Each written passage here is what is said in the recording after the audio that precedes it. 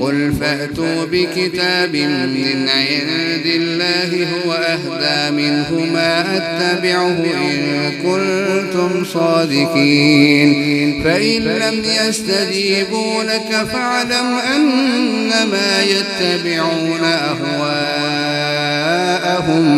ومن أضل ممن اتبع هواه بغير هدى من الله إن الله لا يهدي القوم الظالمين ولقد وصلنا لهم القول لعلهم يتذكرون الذين آتيناهم الكتاب من قبله هم به يؤمنون وإذا يتلى عليهم قالوا آمنا به إنه الحق من ربنا إنا كنا من قبله مسلمين